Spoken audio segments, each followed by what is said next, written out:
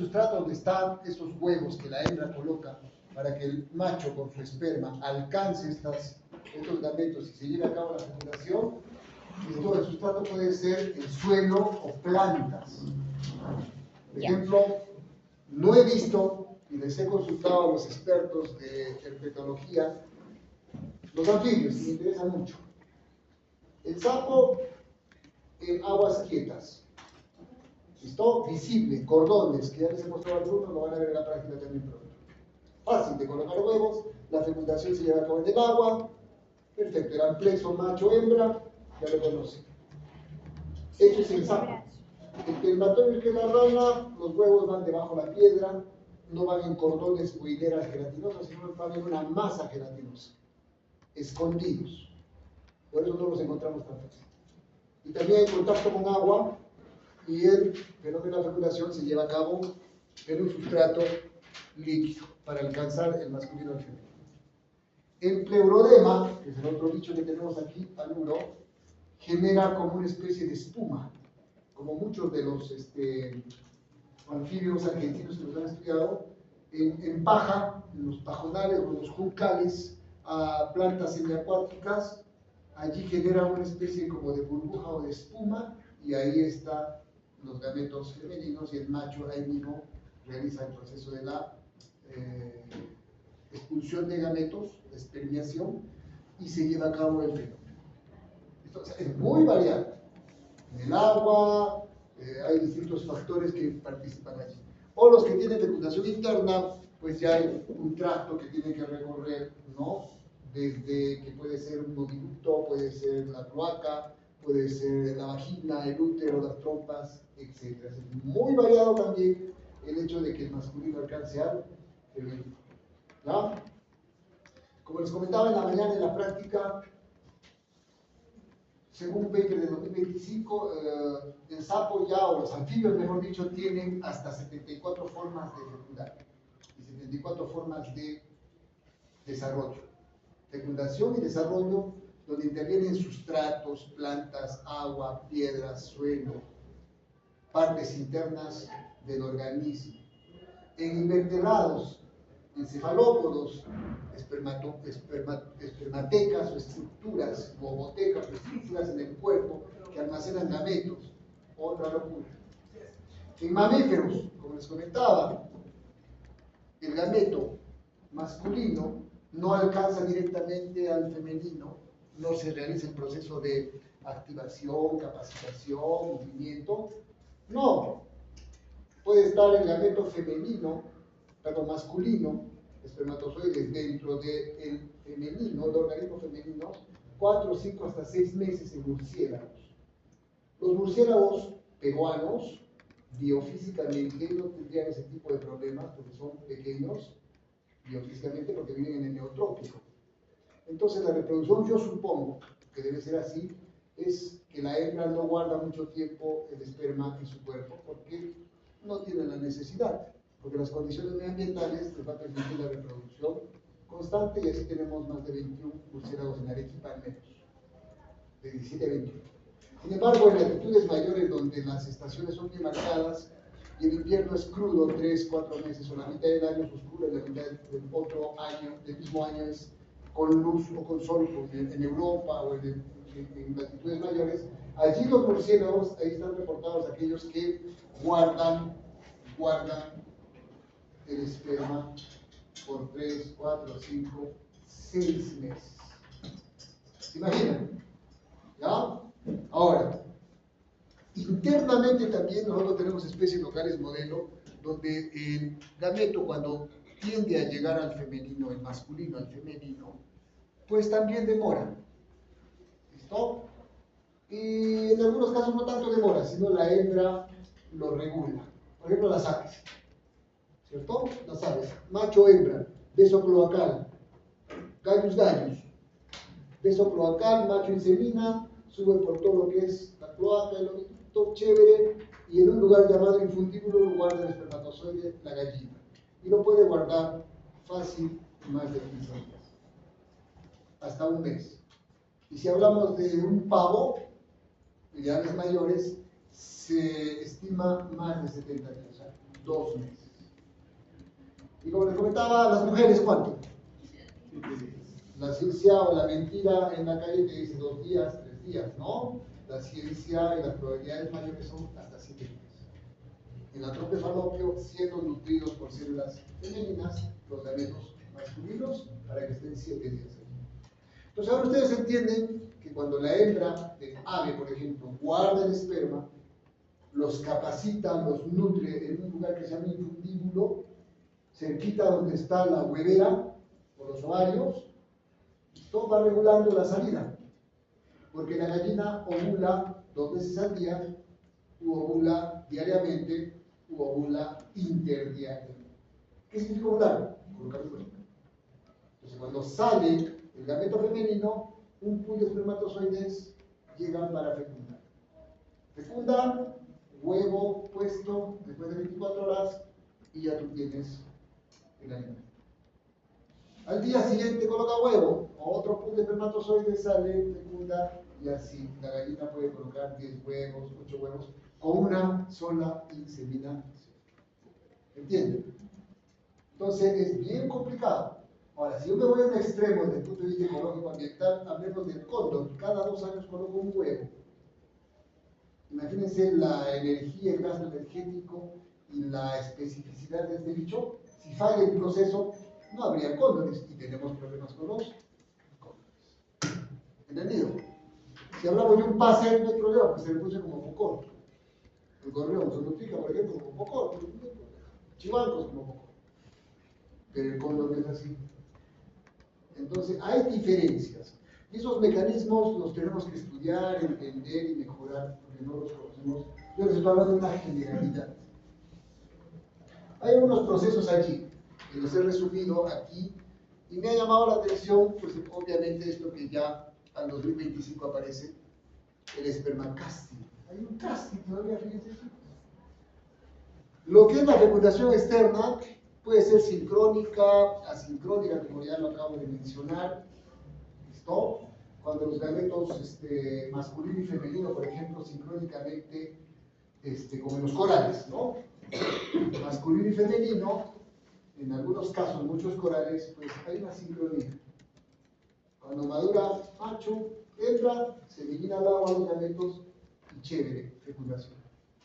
En algunos casos hay una sincronía y eso va a depender mucho de muchas de las condiciones del agua, temperatura, pH, corriente, ciclos lunares, etc. Mucho tiene que ver con eso. ¿Recuerdan las plantas cómo es? Los órganos sexuales en las plantas, en muchas plantas no tienen el desarrollo al mismo tiempo. Por ejemplo, los estambres ya están con los granos de polen listos, pero el pistilo está inmaduro. O viceversa. Y tienen nombres, no sé si se acuerdan en botánica, para evitar la autofecundación.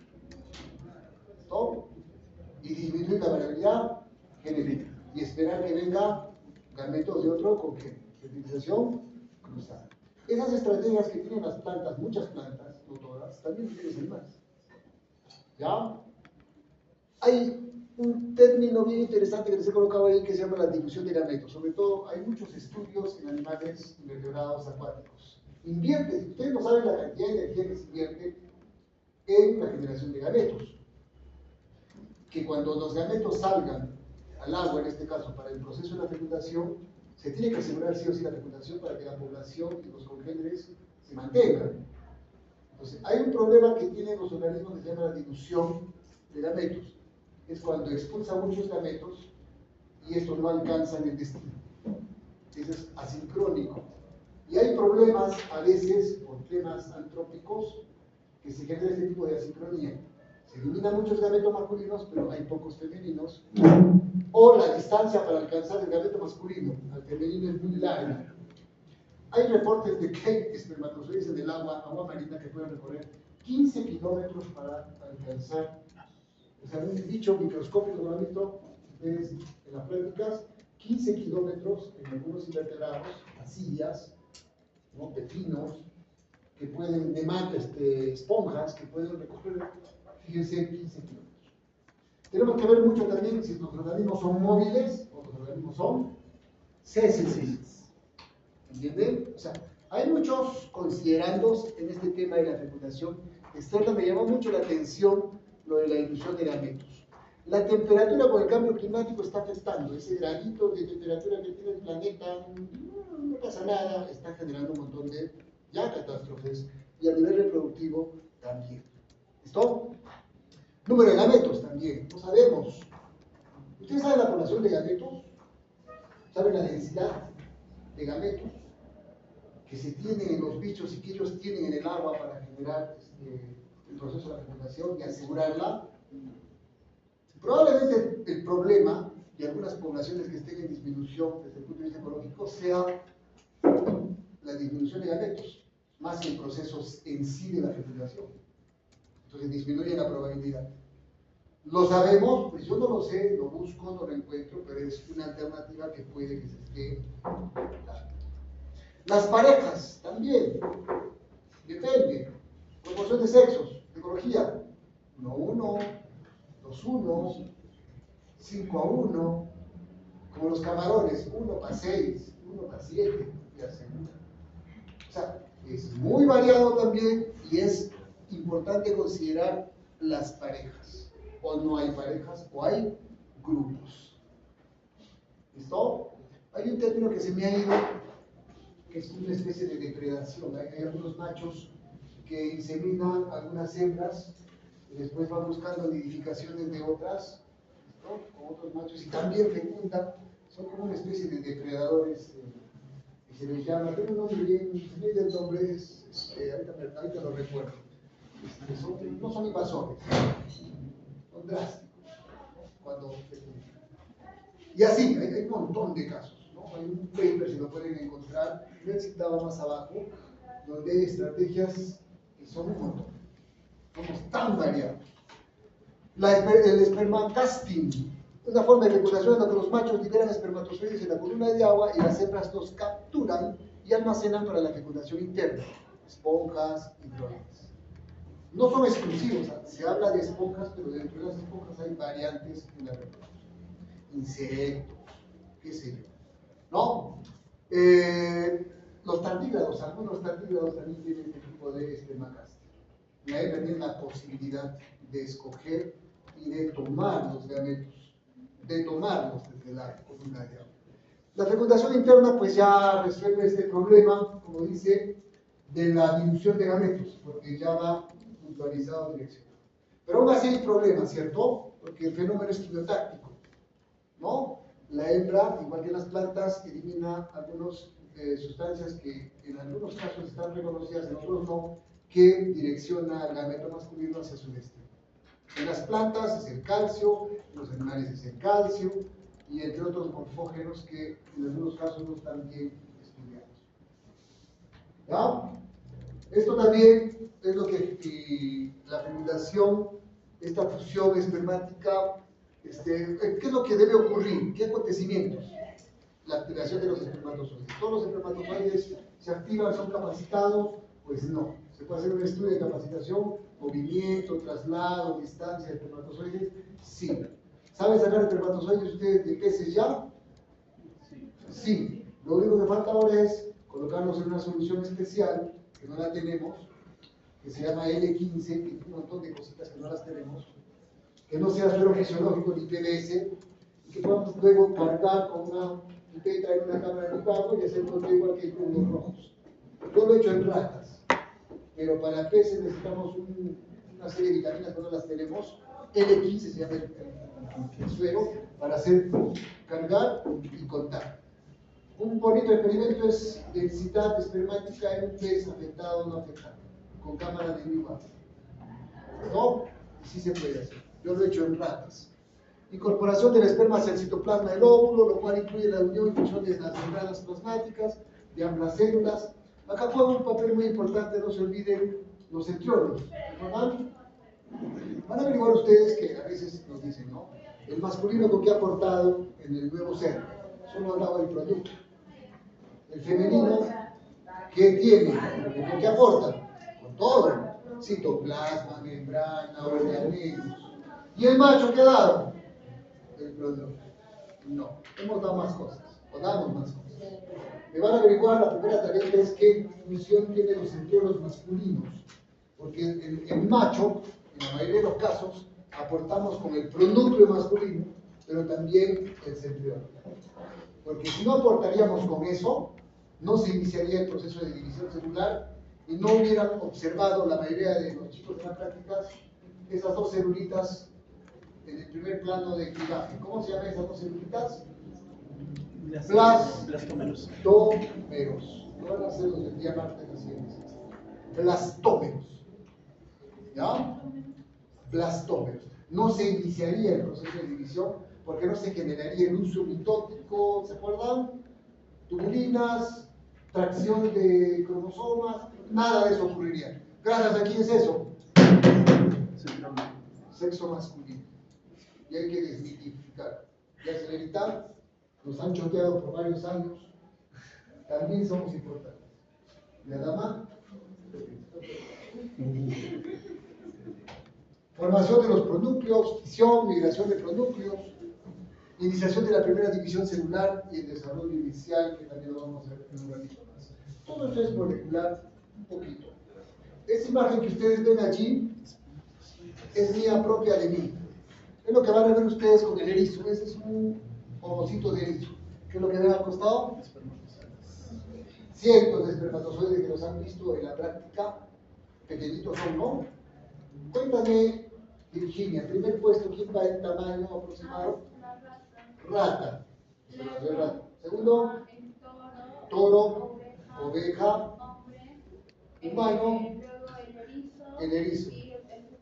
Y el guppy, chiquitito. No hemos tenido la oportunidad, ¿no?, de poderlos, ustedes que han hecho el trabajo, porque están descalibradas esas tablas. Porque si tuviésemos un microscopio que sí hay, que se pueda medir automáticamente, ese es el orden del tamaño. Fíjense, el ser humano estamos abajo. Entonces, estos son los espermatozoides pequeñitos que están pugnando por ingresar. Aquí, ya en el proceso de activación de los gametos y activación del gameto sexual femenino, aquí, juega un papel muy importante el núcleo. Lo van a ver, un núcleo gigante que le llaman vesícula germinal. ¿Ya? Van a ver ustedes, no está en esta foto, ya cuando veamos erizos lo van a tener más claro. El núcleo se agiganta. ¿Listo? El núcleo es gigante y ustedes van a decir, ¿por qué el núcleo está tan grande? Recuerden que el núcleo celularmente está adherido en la membrana externa con el retículo endoplasmático rugoso. ¿Recuerdan? ¿El núcleo cuántas membranas tiene? Celularmente, membrana interna y membrana externa, y tiene poros. ¿Yes? La membrana externa tiene ribosomas y se asocia con el retículo endoplasmático rugoso. Y el rugoso con el liso, y el liso ambos con el Golgi, y el Golgi tiene la posibilidad de emitir vesículas. ¿Yes? El núcleo comanda todo este ciclo de eventos, por eso crece, y el Golgi comienza a emitir muchas vesículas. No las vemos. Esas vesículas cargadas de glucoproteínas son las que van a salir del ovocito y van a depositar, ya en este caso ya no es ovocito, ya es cigote, y van a salir aquí alrededor y van a formar una gelatina que va a impedir que ingrese otro espermatozoide, porque ya ingresó uno. Cuando ingresa uno, los demás ya no pueden ingresar. Y ustedes van a notarlo esto al microscopio, porque van a ver que muchos su acrosoma anclado en esta gelatina y ya no pueden, es como si hubiesen pegado, lo único que mueve es la colita, pero la cabecita del acrosoma ya no lo pueden mover porque está pegado, anclado a esa estructura que se llama una membrana de fecundación, que evita la polis, pero que ingrese más de uno. ¿Listo? Bien. Hoy han visto el ajolote. Los del día martes van a ver un huevito de ajolote. Y van a ver que tiene hasta 3 capas de gelatina. En anfibios lo editaré con mayor detalle. En el ajolote se logra ver con un puntito negro por donde ingresa el espermatozoide. Si el ajolote coloca huevos, tempranito, los ajolotes colocan huevos tempranito. Y con Carmesita hemos cogido a Alejandro los huevos, al toque. Y los miran al estereoscopio y van a ver que el huevito es de color oscuro, cafecito, y hay un puntito negrito, hay una manchita que le han hecho allí. Esa manchita negra a nosotros nos indica que por allí ingresó el espermatozoide. el espermatozoide ha librado las barreras y por ese puntito negro, pues ingresa el espermatozoide. Pasa unas horas a mediodía y lo van a ver como ustedes lo han chequeado el día de hoy, negro con blanco, y ya se llama blástula, ya no se llama citocromo. ¿Se dan cuenta? Entonces los bichos, en algunos casos, sí nos permite ver el proceso. En el caso de los erizos, solo vamos a ver este evento interesantísimo, cómo se forma esa gelatina en cuestión de minutos, ¡blum!, la gelatina se forma. Y usted tiene que alucinar ahí celularmente, el aparato de Golgi está emitiendo muchas vesículas germinales, perdón, gránulos corticales. La vesícula germinal es el núcleo. Los gránulos que salen, o las vesículas del Golgi, se llaman gránulos corticales. Tiene ese nombre, gránulos corticales. ¿Ya? Y ahí juega un papel muy importante segundos mensajeros, el calcio. El citoplasma de este gameto se llena de calcio, del retículo endoplasmático liso, sale calcio, es muy importante. Este segundo mensajero también, el inositol trifosfato, también es muy conocido como señalizador. ¿Ya? Bien, hay proteínas fosfolipasas, tirosina quinasas que participan allí. Esto es un poquito más complejo para que se pueda entender. Todo lo que está escrito al lado derecho está representado un poquito por acá. ¿Ya? Donde un participante importante en la membrana que tiene, porque este pedacito de membrana de la cruzón está aquí, este pedacito de la parte media está aquí. ¿No? Está ahí. Es un poquito complejo, pero y molecularmente es bien complejo, pero lo que hay que rescatar es ese interventor que se llama óxido nítrico, ¿no? Activa a la guanilín ciclasa soluble. Entonces el óxido nítrico es importantísimo. Por acá vamos. Óxido nítrico y guanilín. Dice, lo que provoca un aumento en los niveles intracelulares de monofosfato guanosina cíclico, GMP cíclico. ¿Listo? Y inducción. Energía. El GMP cíclico puede activar los canales cíclicos reguladores por nucleótidos, localizados en el flagelo de los espermatozoides de mamíferos que regulan la entrada de iones de calcio. Todo ese evento es para regular el ingreso de calcio. ¿Cuál es el elemento importantísimo para que el espermatozoide, sus mitocondrias comiencen a funcionar y el flagelo comience a latillar? Es el calcio. Pero quien gatilla todo esto desde el principio, la dosis hacia el veneno, es el óxido nítrico. Hay trabajos de investigación cuando aumentan esto y este no se mueve.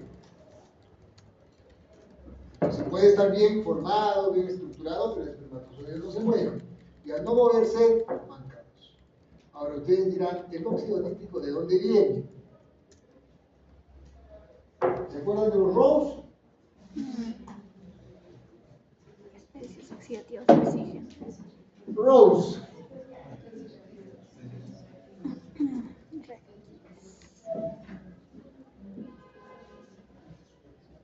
ROS es el único que nos habla, ¿no?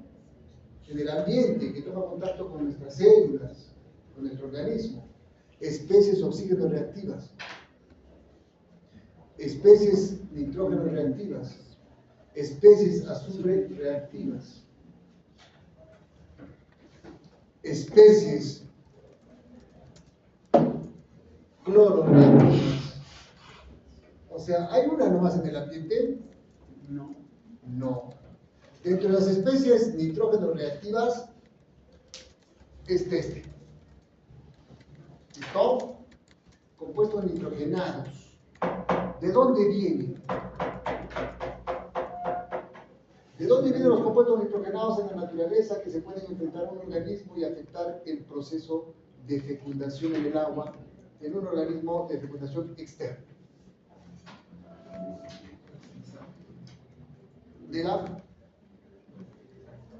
De los agroquímicos, fertilizantes, urea, nitratos, ¿no?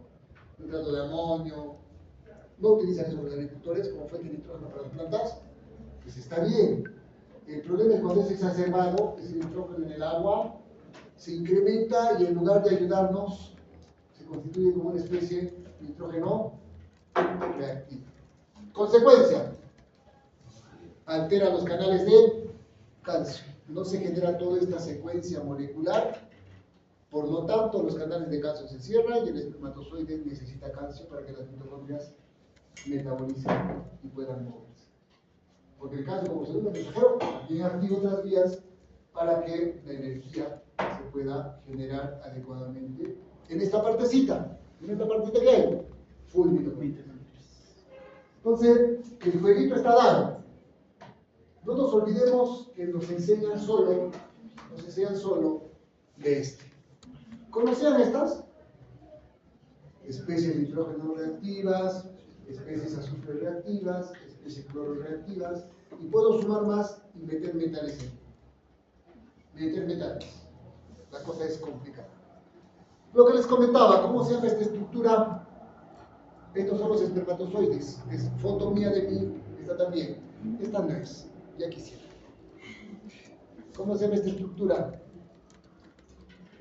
Dije el nombre. Núcleo o vesícula germinal. Núcleo o vesícula germinal. ¿Cuál es la diferencia? Núcleo, no hay fecundación. Vesícula germinal, ya hubo fecundación. Y a cada uno de estos que están alrededor, no sé cuál ingresó. ¿Por qué punto? No lo podía detallar. ¿Ya? No lo podía detallar. ¿Entendido? Esto se incrementa porque hay bastante metabolismo rugoso, liso, Golgi, gránulos corticales que va a formar aquí la gelatina para evitar la polispermia. ¿Listo? Bien. Los erizos de mar, la fecundación se produce después de la segunda división meiótica, de modo que tal que hay un núcleo haploide. Es muy parecido a lo que nos han enseñado siempre los mamíferos. Por eso nuestro modelito humano erizo es bien cercano. Bien cercano. ¿Ya? Bien. Next viene algunos datitos más ya moleculares del erizo, porque hay bastante información del erizo. ¿Y por qué? Porque es un organismo deuteróstomo, al igual que nosotros, es un organismo cuyos gametos se parecen mucho a nosotros, y el proceso de fecundación es muy parecido a lo que una mujer tendría en las trompas de falopio. ¿Ya? La fusión de espermatozoides, dice ahí, ¿no? Con el núcleo genera una gran elevación transitoria de calcio. Acuérdense, calcio citosólico, no solo en el gameto femenino, sino también es necesario en el gameto masculino, calcio. Los huevos de erizo de mar contienen canales receptores de inositol-trifosfato, segundo mensajero, para los procesos moleculares internos. Dice acá muy interesante que les he sacado esto, los glicanos ricos de ácido ciálico, presentes en la gelatina del óvulo de erizos de mar, se han relacionado con el aumento del pH intercelular y el inicio de la reacción acrosómica en el esperma de erizo de mar. ¿Cuánto será el pH del agua de mar? Debe ser. Estamos hablando por encima de... Debe ser alcalino. De 7, ¿no? Alto. 9. Ajá, alto. No, más de 9. Alcalino. La conductividad alta, ¿cierto? Gramos de cloruro de sodio por litro, 30. Entonces, fíjense que este componente que tiene el gameto sexual femenino, cómo regula el medio externo para facilitar la llegada del gameto masculino. Ácido ciálico, incremento de pH y hierro. Fíjense que es un monosacárido especial, ¿no? ¿Se dan cuenta? O sea, el gameto femenino cómo coadyuva este proceso para que se lleve a cabo de manera interesante. Eso es algo novedoso. Hay algunos eventos rápidos que están en la imagen de la derecha que corresponde a el erizo de mar. ¿No? He tratado un modelito de mar, un modelito de ratón, también hemos traído. Dice, el espermatozoide es atraído quimiotácticamente y activado por el óvulo.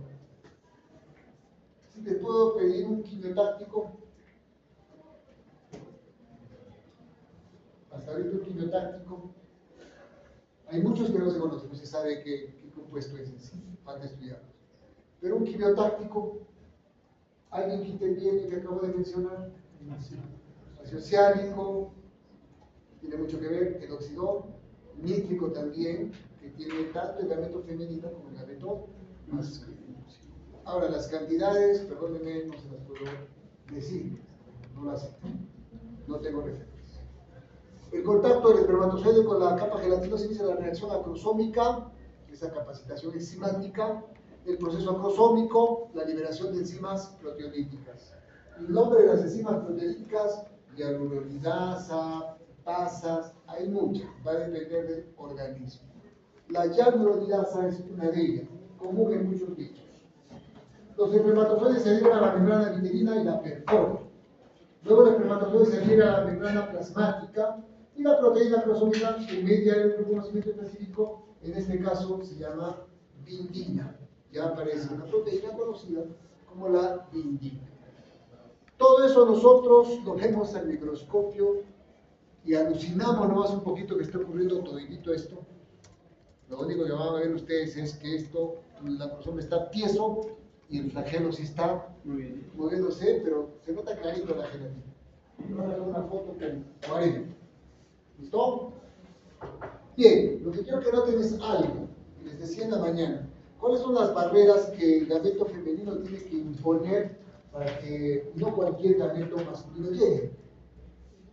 ¿Se imaginan si las hembras, animales, propias mujeres humanas, no tuvieran esas barreras? ¿Qué sería de nuestra especie? Todos seríamos aberrantes, muchos estaríamos entre normales y aberrantes. Eso de que el primer espermatozoide que llega en 30 minutos, porque un ser humano puede llegar en 30 minutos a alcanzar el gameto femenino, espermatozoide, gameto femenino, 30 minutos, en teoría, no necesariamente en 30 minutos de fecundación. ¿Listo? O como puedes esperar 7 días. Entonces esa mentira de que el primero que llega a fecundar no es cierto. El más apto, el capacitado. El capacitado. Y para ello, el capacitado es el que tiene que tener la capacidad, como su nombre lo indica, de pasar capa gelatinosa, membrana vitelina, membrana celular, citoplasma. O sea, hay barreras. Si yo quisiera hablar de un mamífero, corona, zona, en los mamíferos, ZP1, ZP2, ZP3, ZP4. En humanos. En una ratita, ZP1, ZP2, ZP3. 3 capitas con proteínas de la zona periférica. Y ahí bajamos a la membrana, de capa lipídica. Y recién estás en el citoplasma. Entonces, ¿qué pasaría si no hay estas barreras o escollos? El primero que llega, probablemente que no esté capacitado, como tenemos errores y somos así, lentos, llega un espermatozoide con material genético inadecuado, sería un desastre toda nuestra especie, en sí, de todos los animales, de todos los organismos, porque las plantas también tienen barreras. Ya llegaremos a la reproducción. ¿Hay alguna correlación entre un material genético defectuoso, por decirlo así, y la capacidad, la capacidad del espermatozoide de fecundar? La capacidad de fecundar, de tener la reacción acrosómica, que es a nivel de Golgi, porque la acrosoma es un enorme Golgi, de incrementar sus enzimas, de poder vertir sus enzimas, superar los escollos y el pronúcleo llevarlo, hasta ahí lo puede hacer, y lo hace. Ahora, internamente el control de calidad no lo va a generar el espermatozoide, sino el gameto femenino. Porque si no, tampoco tendríamos, Michael, organismos que aún con todos estos escollos nacen con aberraciones animales y plantas y humanos. Sí, porque se ha dado el proceso donde el gameto, aún con fallas genéticas, cromosómicas, de ADN, han logrado fecundar. Y se ha dado el proceso de desarrollo. Algunos prosperan, otros no prosperan. Ustedes saben que molecularmente, cuando se está dando el proceso de replicación, porque luego de la fecundación viene la mitosis, y ahí tenemos que replicar el ADN. ¿Quién revisa si las secuencias están bien en el proceso de duplicación o replicación? Y a veces ¿Cómo se llaman? Las polimerases. O sea, hay todo un juego, traduccional, posttraduccional, donde a veces pasa todo eso, y por eso tenemos pues, organismos con síndromes, enfermedades irreversibles. Entonces la posibilidad sí se da, la magnitud no lo sabría decir, estimado. ¿Cuán importante que ven allí ustedes? Potencial de membrana. ¿No? Como el potencial de membrana. Salta, ¿no? Dice bien claro ahí. Pero ¿por qué el potencial de membrana cambia? ¿Para evitar qué fenómeno? El de la polis. Entonces ustedes tienen una tareita rápida. Segunda tareita. Bloqueo de la polis. Está fácil, ¿ah? Bloqueo de la polispermia. ¿Me apuntas eso? Bloqueo de la polispermia. El bloqueo puede ser molecular o el bloqueo puede ser físico. ¿No? Barreras físicas y barreras moleculares. Quiero pintar las barreras moleculares. Acá hay una partecita. Potencial de membrana, ¿cierto? Metabolitos, ¿entendido? Milivoltios, cambio, ¿no? Ese salto de menos 70 más 20. Se me dio la palabra aquí. El cigote. La figura tapada, ahí está. La figurita. ¿Listo? Ahí está. ¿Cómo se explica esto? ¿Qué recuerdan ustedes de potencial de membrana, milivoltios? ¿Qué pasa allá afuera? Háblenme de proteínas, háblenme de fosfolípidos, háblenme de glucocálix, háblenme de glucoproteínas. ¿Qué pasa cuando el potencial de membrana y los milivoltios cambian? ¿Cómo se comportan estos compuestos orgánicos? Pues en este sector que es el ovocito, porque quien determina y evita la polispermia es el ovocito, el gameto femenino, para que los masculinos no penetren. ¿Listo? ¿Algo? Biología celular, biología bioquímica, un poco por ahí también. Fisiología. ¿Y qué tiene que ver este? Allá, ingreso. Entonces habla de calcio, ahora estamos hablando de sodio y lo que es evitar la polispermia. Sodio, ¿con qué lo relaciona el sodio? ¿Perdón? Canales, agua,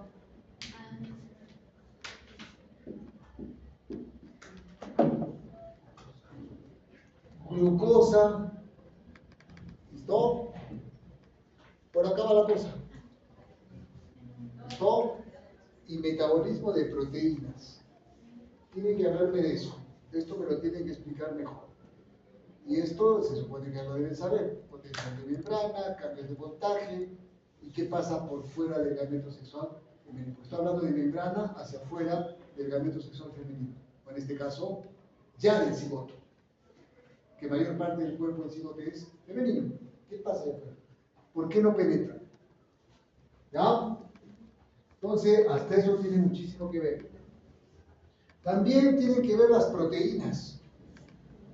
Como ya lo había mencionado, miren, esto, por ejemplo, es en un ratón. Y el ratón, como lo mencioné, a diferencia del humano, solo tiene 3 ZPs, proteínas, ¿no?, de la zona pelúcida. Y cada una de ellas tiene sus particularidades. La 1, sobre todo la 2, ¿no? ¿Qué dice al lado derecho? En la actualidad, porque es 2025, investigaciones en ratones transgénicos. Diablos, ¿me pueden permitir que hace rato esta persona o quién será? ¿Sí? Aló.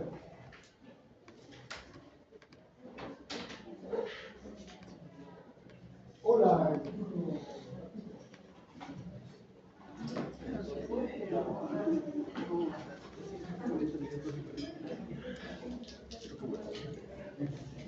Se murió Milagro. Murió Milagro. Esto convertirlo a Word. ¿Ya se las enviar? Es que no permite Word.